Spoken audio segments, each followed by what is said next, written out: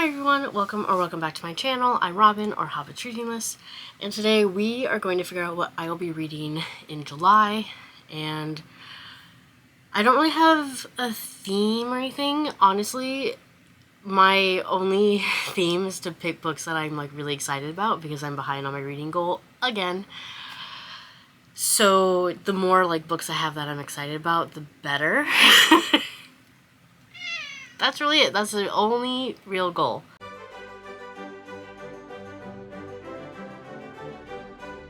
If this is your first TBR video of mine, I play a game called TBR Pursuit, which is using the Lord of the Rings Trivial Pursuit board. Each color represents a different genre that is one of the 6 most popular genres on my physical shelves, which are LGBT, romance, classic, Jewish, psychology, and fantasy. I also have these bigger spots at the end of the spokes, which is Miscellaneous, which accounts for any other book that doesn't fall in any of those 6 categories. I do also have a roll again spot, these purple spots, that adds a book to my TBR. I already know 3 books that I have to read this month, so I'm probably not going to go for the roll again. But we will see. I typically do 7 rolls, although I typically end up with more than that on my TBR. Which is good, because 7 books in 1 month does not get me really any closer to my reading goal. So, alright, I'm going to get set up, and then we're going to figure out what I will be reading in July. I mean, I did say I was going for books that I was excited about, so let's just go LGBT for the first one. Okay. And it's a hardback. So I had a few options for an LGBT book that is hardback. I think I had 3 options. They're all wildly different. But I ended up choosing Mazeltov, which, I'll be honest, I kind of chose it because it's short. None of the 3 books was like a book that I was like, ooh, yeah, I gotta read this. They're all books I'm like, great. Love that. So Mazeltov is following Adam. Yeah. Adam, it starts with leading up to his bar mitzvah, and then I think it goes for maybe a few years, sort of as he grapples with, you know, becoming a man in Israel on the brink of war, and the different facets of his life as he comes of age. And there's also a lot of talk about like feeling shame, and so I assume that Adam is queer in some way. And this is a book that I got for free because the author actually spoke at my synagogue. I didn't get to see that, unfortunately, but my friends did snag me a book, which was awesome, and I appreciated that. So I've had this on my shelves for like maybe a year or so. So I'm glad I'll finally get to read it. I've also seen it mentioned online. And yeah, I think it should be pretty interesting. Okay, so that's Jewish or romance. I was like, what color is orange? Jewish or romance? Let's go romance. Okay. It's my smallest romance. Interesting. I did have a book that was maybe a couple pages longer than the book I actually picked, which I was like, ooh, but no, I don't get to. There was no like debating about what book to read. I had to read my smallest book, which is Offshore by Penelope Fitzgerald. It seems like it's this sort of like ragtag community, like a very small, tight community of, you know, these different people. Like one of them is like a male prostitute, one of them is like an ex-Navy man, and then there is a single mother. And the single mother is the main character, and it's about how her struggles with, you know, being a single mother of 2 girls sort of like brings this community together, it seems like. I'm not sure, because I read another Penelope Fitzgerald book that I thought based off the synopsis was one thing, and it turned out to be like not nearly as like cute and whimsical as I thought it was going to be. So we'll just have to see. And if this turns out the same, I'm probably just going to assume that Penelope Fitzgerald is not for me. Alright, let's get out of this spook. 4, perfect. Right. 1, 2, 3, 4. Okay, so that's fantasy. Let's go this way.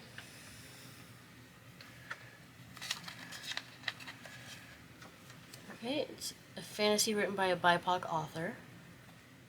I think this is like the second or third time this book has been on my TBR. I would like to get to it. I chose The Fall That Saves Us. I got this book for free at a different author's reading. She was the interviewer, essentially. And it is following Cassiel, who is of angelic descent, and her family's job is like hunt demons, but she doesn't want to do that, so she gives that up. But she ends up meeting up with Avitu, who is a succubus, and they end up becoming closer and sort of like working together to do something, I believe. But it's really interesting. I don't think I've read a book like this at all, so I'm glad to get to read it.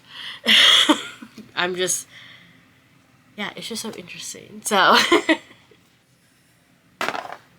another 4, so that's 1, 2, 3, 4. Let's roll again. 1, 2, 3, 4, which is romance. 1, 2, 3, 4, which is classic.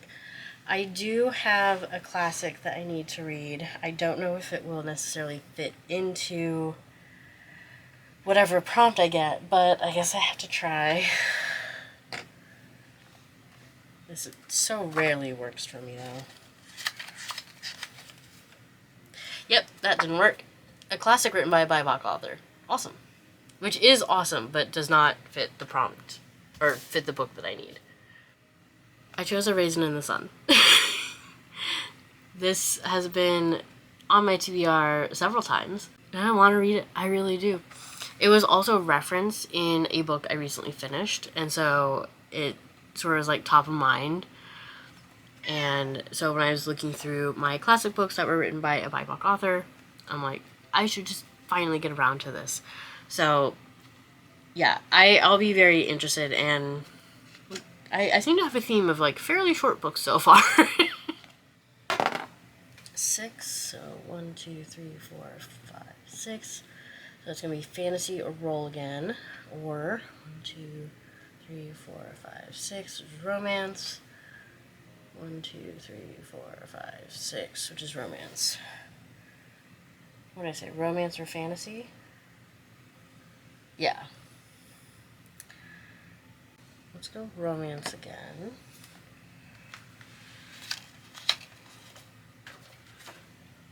A romance with royalty. Most people, I think, when they think of like a romance that has royalty in it, would think of like princes or kings or princesses or something like that.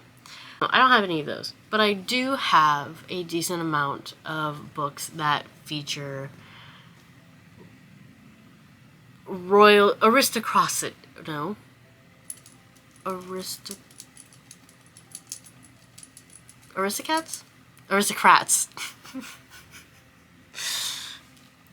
Yeah, that. I chose Viscounts and Villainy. I'm just gonna breeze past that embarrassment. This is the third book in a series, which I don't remember what it's called. Is it called Magic in Manhattan? No, it's Roaring Twenties Magic. It's been at least a year since I read the first 2 books, but from what I can remember, Wesley, who is the Viscount, is in a relationship with Sebastian, who had magic, and they had to work together to solve some sort of mystery. I'm gonna have to like review, like see if I can find a synopsis for the first 2 books online that sort of like is a little bit more detailed than the blurbs on the back to jog my memory, because I don't really want to like reread those 2. But from what I remember, Sebastian and Wesley are really cute together. They're very caring. They're very hot together. And the story itself is really interesting. And this is technically a spin-off to a different series called Magic in Manhattan. And I am interested in reading that one as well. So, but yeah, this will be a series finished. So that's exciting. And another 6. 2, 3, 4, 5, 6 Jewish. 1, 2, 3, 4, 5, 6. Roll again. 1, 2, 3, 4, 5, 6 romance. 1, 2, 3, 4, 5, 6. Alright, let's go Jewish.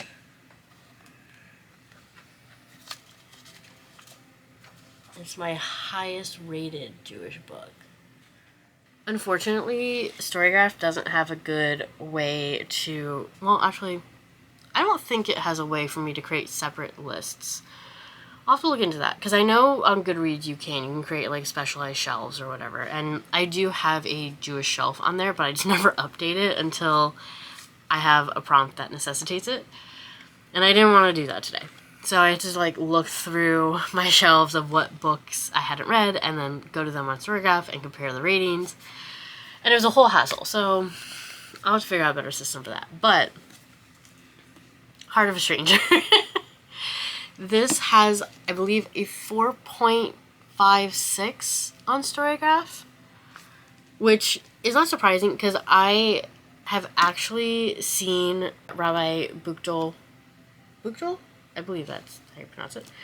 Not in person, but I have watched some of the like live streams from the synagogue that she's at in New York, and she's a very like moving speaker. She's awesome, honestly. And so this is, I believe, an autobiography of her life. And it's signed. That's fun. This is another book that I got from my synagogue because Rabbi Buchdahl came and spoke. Again, I was not able to go, but my friend grabbed me a book. Yeah, so this is an autobiography about her, essentially her journey to become a rabbi and then like afterwards, because she is a mixed race person. Her father is Jewish and American, and it seems like her mother is Korean, a Korean Buddhist, but when she was 16, she started feeling like she wanted to become a rabbi and sort of dealing with, you know, anyone who said that like a mixed race person couldn't be a rabbi, which is deeply upsetting. But I'm so glad that she did become a rabbi, and I think her story would be really, really interesting, just based off of like the talks that I've heard her give. So yeah, this is exciting to finally get to read this. All right, and for potentially the last roll, a 1, which is a classic or fantasy. Which one do you think, buddy? Oh, no one can see the cat. There you go. Do you have a preference? No? Okay. I mean, part of me wants to get that classic book into a prompt. But do I potentially want to read 3 classics in July? No. Alright, fantasy it is. Perfect. My most anticipated fantasy. Awesome. So, this was also on my TBR last month, but I did not get to it. But I want to. That's why it's my most anticipated. This Inevitable Ruin, which is the 7th book in the Dr. Carl series. Dr. Carl follows Carl and his ex-girlfriend's cat, Princess Donut. At the end of the world, when there's alien takeover, any human survivors are given an option to stay, on the surface of the earth and try to make their own way. There's no infrastructure. There's no buildings or anything like that, so it's a little bit difficult. Or the survivors are given the option to go into a dungeon where they compete to survive for the entertainment of the rest of the universe. So it's a lit RPG series, and it's a lot of fun, honestly, but it also deals with some, I wouldn't even say, like, it's not super heavy. Like, there are heavy moments, because there's a lot of, like, death and battles and stuff like that, but, like, it's not devastating, which I appreciate, because I'm not, like, a grim, dark reader. So, yeah, it's fun, but also, like, I could easily see this being sort of real. If this were to happen, like, it feels somewhat realistic. I don't know. I don't know how to describe it, but it's a really great book. It's very popular. And yeah, I want to finish the series. Well, I want to get caught up on the series. It's not done yet. So those are the books for my TBR game. I do have 3 more books that I have to read. Whoops. So I have to read Housemates, which is following 2 women who are housemates. And they're both artists. Let me see. Leah is a writer and Bernie is a photographer. And Bernie's former professor dies and leaves her something in Pennsylvania. I assume it's a house. But leaves her something, and Leah goes with her to Philadelphia. Oh, rural Pennsylvania. So they go on a road trip to get Bernie's inheritance, and along the way they sort of capture America. But it seems like really, really fun. There's a little thing at the end of the blurb. It says, warm and insightful, Housemates is a story of youth and freedom, a glorious celebration of queer life and how art and love might save us all. So I'm very excited. This is a book that I chose for the book club I run at my synagogue for our, like, younger group, our 20s and 30s group. And a couple of my friends on Storygraph have read it, and it's highly rated between the 2 that have read it. The other people that are in my book club with me have also already said that they want to read it. So at least I'll have a good group to talk about this with. The other book that I have to read for July is The Head of K's, which this is a Wodehouse story, so if you've watched any of my previous TBRs, you know that I don't know anything going into any Wodehouse book. I do a Wodehouse podcast with my dad, where he has read a majority of the Wodehouse books. I haven't read any of them, and so we talk about the books sort of as, like, a new reader and a rereader. And I personally think it's very funny, but that means that I go into them completely blind. This doesn't even have a blurb on the back, so I couldn't tell you what it was about anyway. My guess, because I know that it was published in 1905, so my guess is that it is a collection of school stories, which Wodehouse wrote at the beginning of his writing careers, and so they're a collection of short stories, sometimes interconnected, sometimes not, that are set at a boys' school.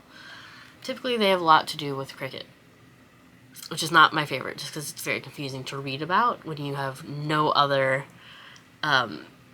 experience with it. So, but yeah, I'm not expecting to love it, because school stories they're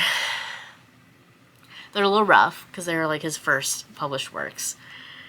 But we'll see. And my last book. I have a consequence book, because I had 4 books from my June TBR that I did not read. So my dad picked out my consequence book, which he picked primarily because this has been on my TBR for a very long time. I don't even remember where I got this book, quite honestly. But also, he has read another work by the author. And once again, don't know anything about it. It's Friday Black. He said it's a collection of short stories. And it's also, like, it's fairly short, so my dad really did me a solid. Yeah, it's less than 200 pages. So I think this one sentence sort of tells you what it's about. These stories explore urgent instances of racism and cultural unrest and the ways we fight for humanity in an unforgiving world. So this is gonna pretty much hit me in the face, which is gonna be good. So I am excited to read it because I just haven't gotten to it yet, and once again, I do not remember where I got it. It's been on my shelf for so long, so it'll be nice to get it read. I'm wondering when it was published. It was published in 2018. Okay, so apparently I thought I had it for like a decade, which is not true, I guess. When did I get this? I'm gonna read it. This surprise book that I got from somewhere. So yeah, those are my TBR books. I ended up with 10. which is great, honestly, because 10 is the amount of books that I should read in a month to reach my reading goal at the end of the year. I have not done that thus far this year. So if I get through all of these 10, I will have to pick up more books. So it's a pretty good mix, though. I'm pretty pleased with that. So leave me a comment if you have read any of these books or have any interest in these books as well. I would love to chat about them as I am reading them. Speaking of that, make sure you subscribe and click the notification bell so that you get notified every time I upload a vlog, which is where you'd see my thoughts on these books in mostly real time, just like a week late. But thank you so much for watching, and I can't wait to talk to you in the next video. Bye!